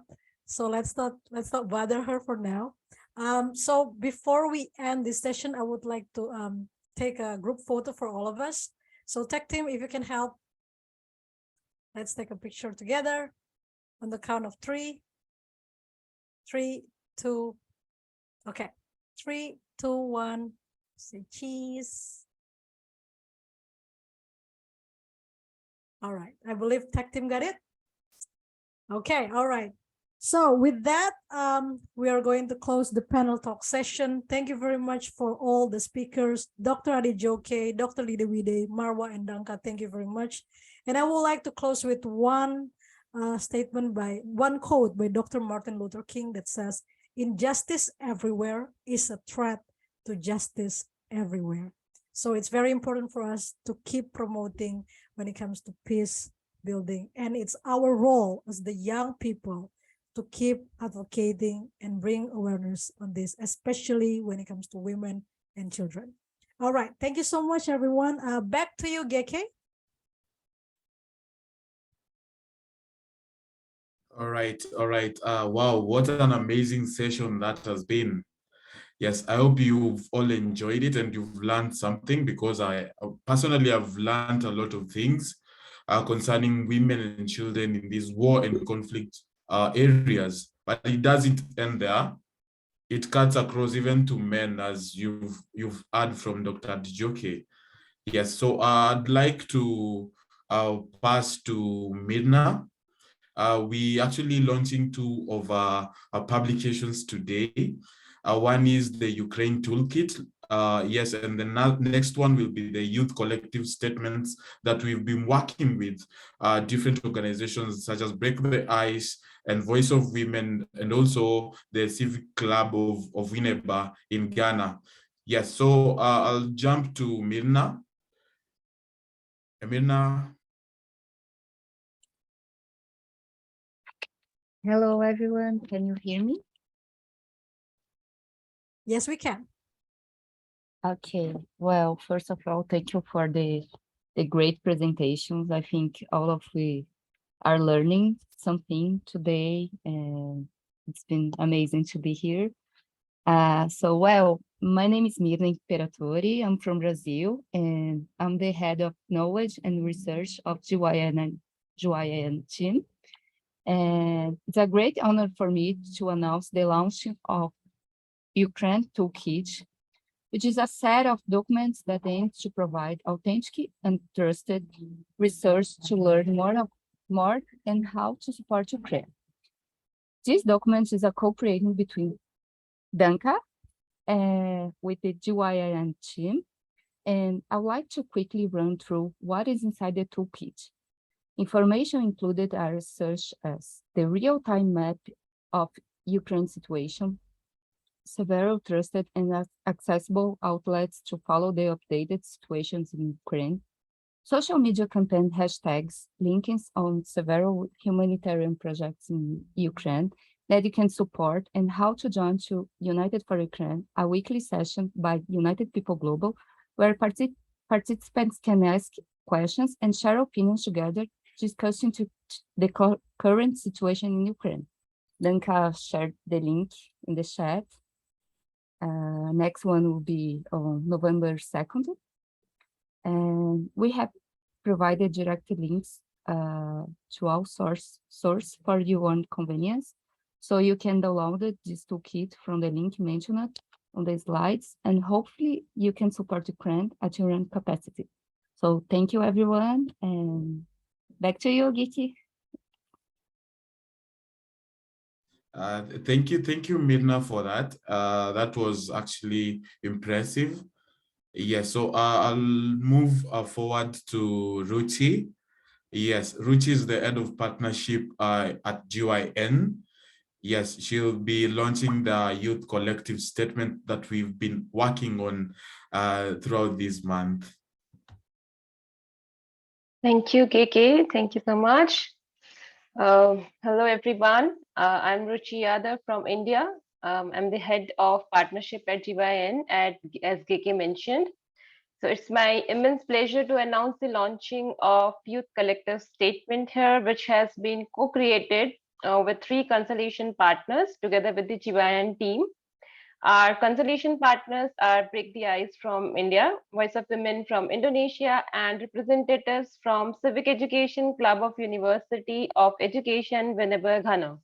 So we had total 4 consultation meetings and where we exchanged views and ideas and came up with this very comprehensive youth collective statement because as youth, we are looking to better policies and efforts when it comes to the health and well-being of women and children in times of war and conflict. So we are advocating 4 SDGs through this statement, which are SDG 3, good health and well-being, SDG 4, quality education, SDG 5, gender equality, and SDG 16, peace, justice, and strong institution. And you can download this statement through the link you are seeing in the slide. And as youth, we are so positive that our efforts will bring the change we want to see in the world and contribute to make this world a better place together. Thank you so much, everyone. Over to you, Geke. Thank you, Ruchi, for that. It's quite informative. I'm pretty sure everyone in the room has seen. Yes, you can be able to download this publication through our website. Our website is being posted on our chat box. Yes, so we're moving to our final agenda of the day. So worry not, guys. Yes, so we'll move to the breakout sessions where we'll engage and discuss on what we've learned thus far and why we need to keep peace, why we need to advocate for peace, and everything we need to do to seek solutions and seek more audience from people that are involved within the government, within the NGOs, and different stakeholders. So I'll be, where's the tech team? Tech team, the room's ready. Hello? Yes, Kiki. Yes, or we proceed to the breakout rooms for a few minutes, where we'll discuss on whatever we've gained from this discussion.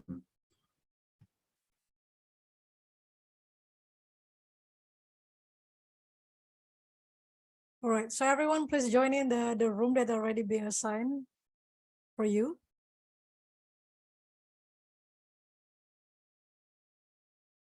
And we'll see you in the breakout room.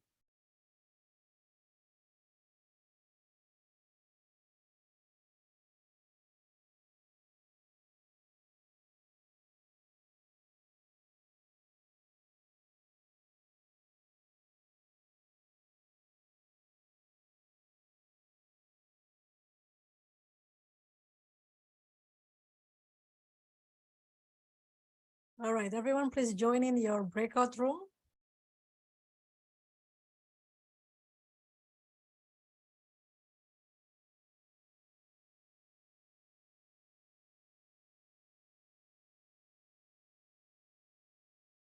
Ruchi? Ruchi, are you?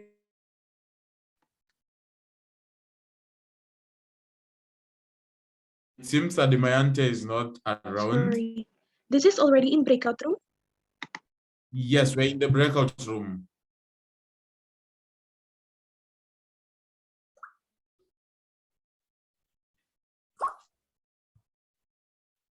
Yes, Hello, Ruchi. everyone.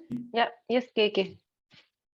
So I'm trying to try to understand what you've gained throughout this discussion. So we move to the next participant in the room. We need to be active, and pretty sure everyone will give their thoughts within the 10 minutes.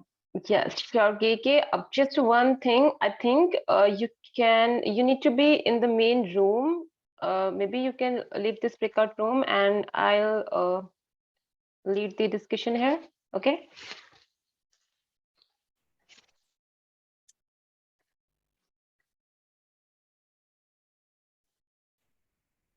Okay. Hello, everyone. Hi, my name is Ruchi, as you already know by now. So let me just quickly share my screen here. I hope you can see my screen.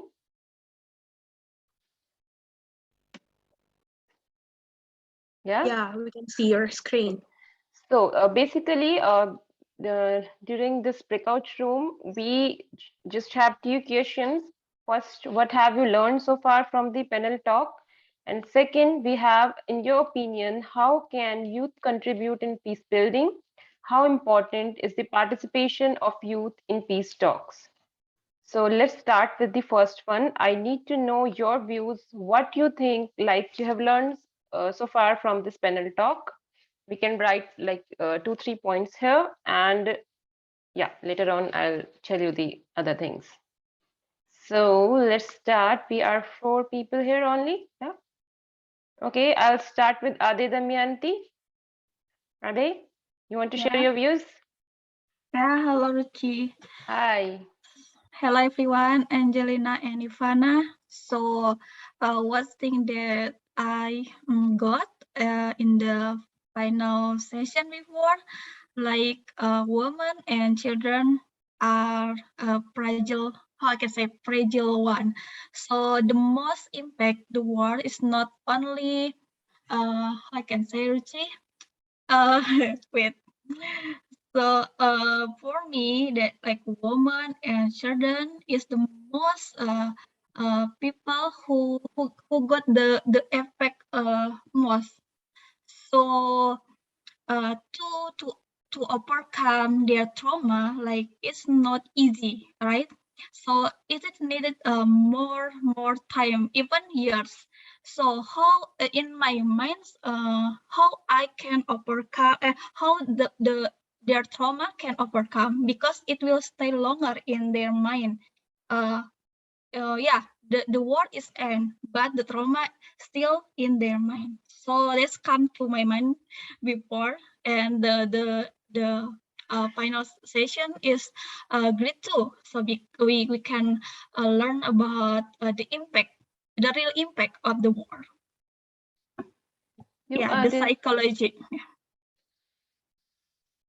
Angelina, you want to share your views? Well, basically what you have learned from today's session? Okay. Sorry, before we move to me, this is room 4. Sorry, your voice is breaking. Please come Can again. you guys hear? Yes, we can hear you, but it's a little bit breaking in between. Oh, okay. And that's fine. For now? Yeah, it's okay. Is it clear? Yeah. I think I should be in room number 2 because I should lead the discussion in room number 2. But how come I moved to room number 4? Okay. But okay. Okay, let's continue the discussion here, and anyway we can share our views in the main room. Yeah, okay. So I think that children are most affected, especially in physiological aspects.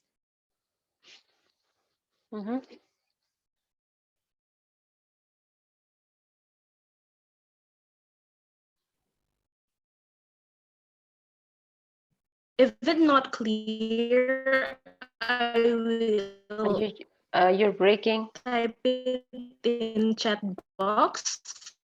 Okay. Okay. I will type in chat box. Sure. Ivana, you want to share your views? So for me, I think the presentation from Like White also shared how the situation impacted the education especially, and others' impact for a long term. I think to be specifically presented also by Danka, where the Russian are kidnapping all the Ukrainian children.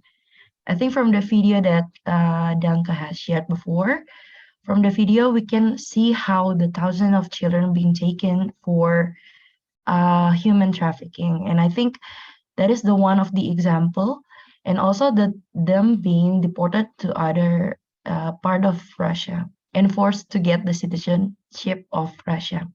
Personally, listening to this more specifically might be making some of us positioning ourselves as the parents or the position of the children. And I think how much this bring the attention of us feeling at the same shoes as them.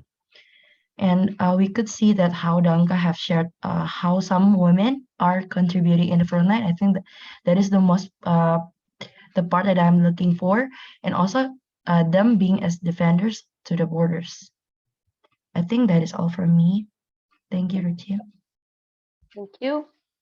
And now coming to the second question, how can youth contribute in the peace building, and what do you think, how important is the participation of youth when it comes to peace talks?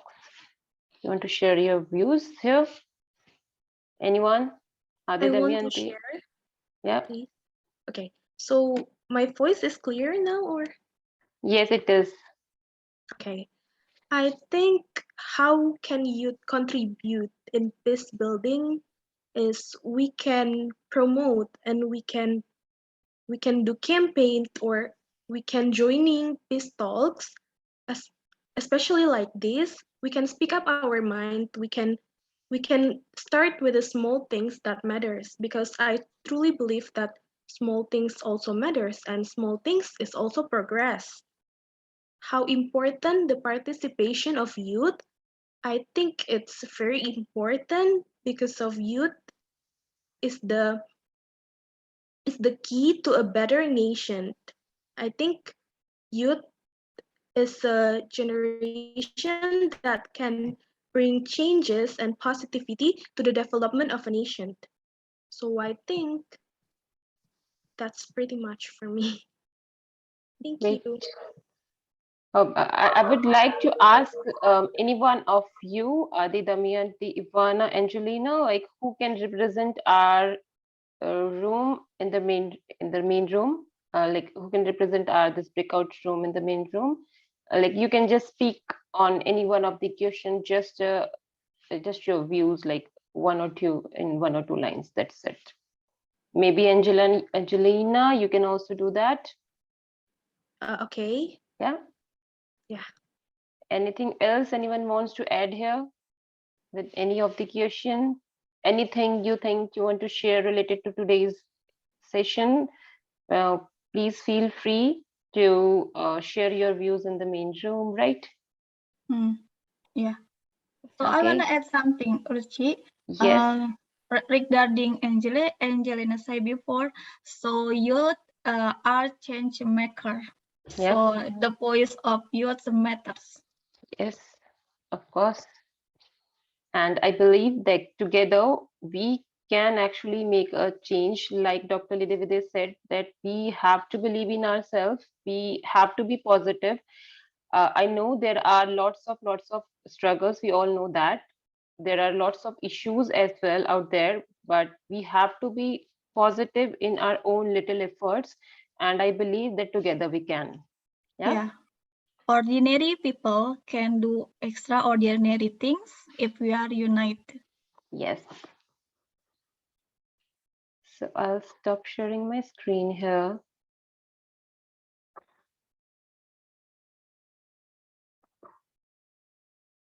Maybe we can go to the main room now. Yes, see you all in the main room.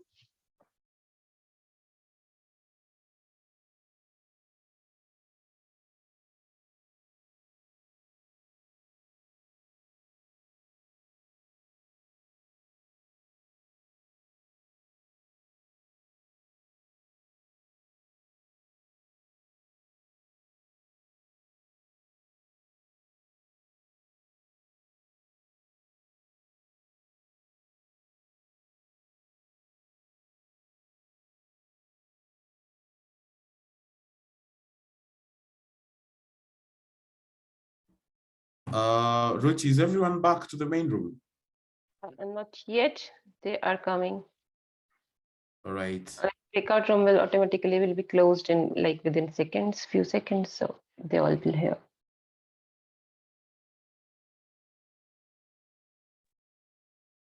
Hi, everyone. I think everyone's still coming back to their room, or I guess they're still coming back, yeah? Yeah, they're coming back. Okay. I guess, Geke, you can just take one hand. Anyone to provide their comment will be okay. And after that, we can close the session because it's already past 5 minutes. Okay? All right. In considerations of time, yes, I love to pick one and as yes, to be able to get a viewpoint of what you've discussed in the breakout sessions. Yes, anyone?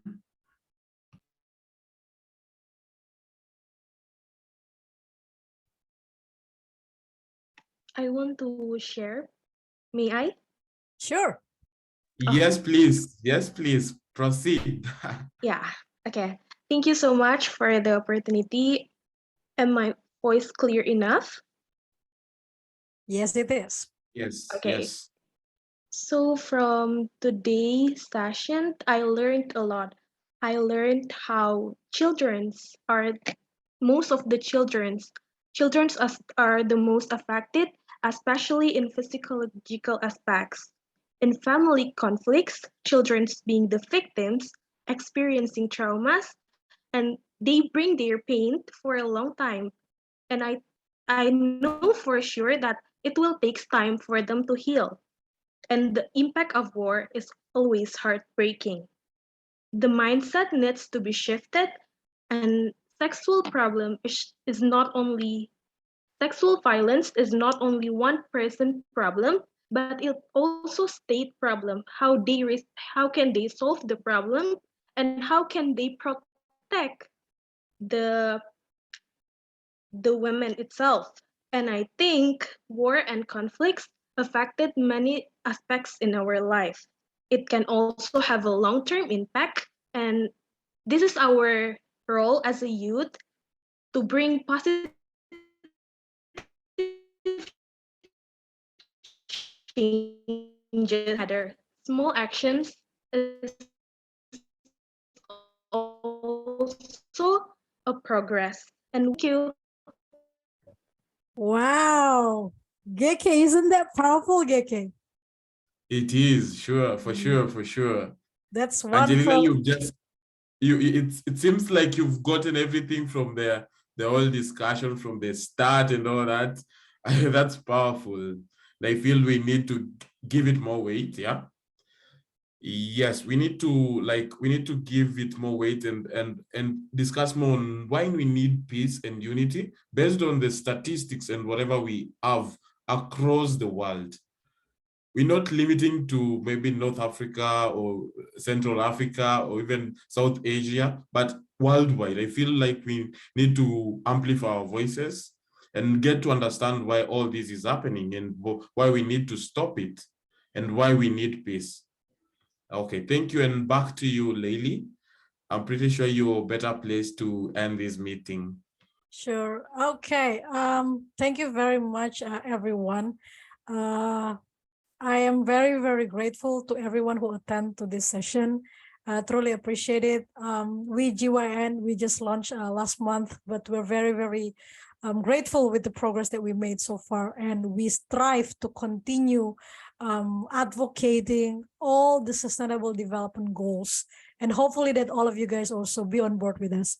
I would like to personally thank Vanessa Hatter from Voice of Women, as they are our impact partner. I also would like to personally thank you to Palakarna from the Break the Ice India, and Muniru from the Civic Club of the University of Education Winneba, Ghana, and lastly Mwihaki Mary Njogu from the Smile Child organizations.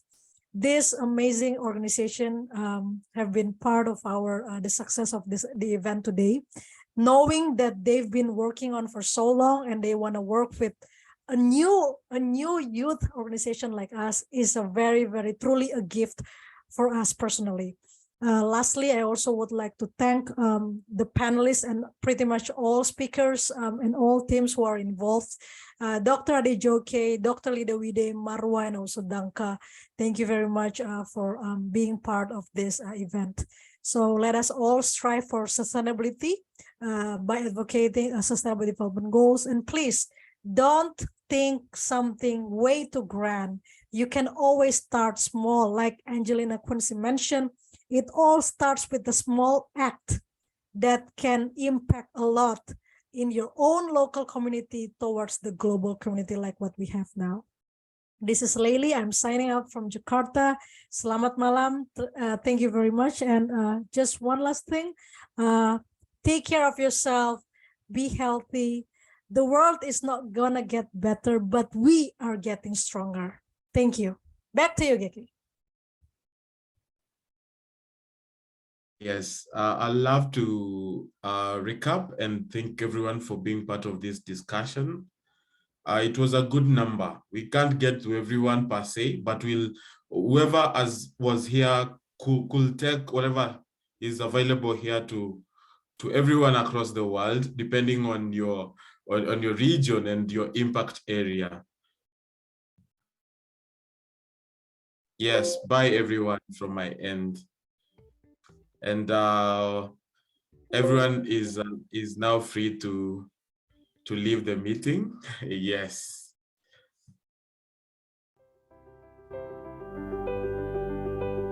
Thank you, everyone. Tech team, please stop the recording, please.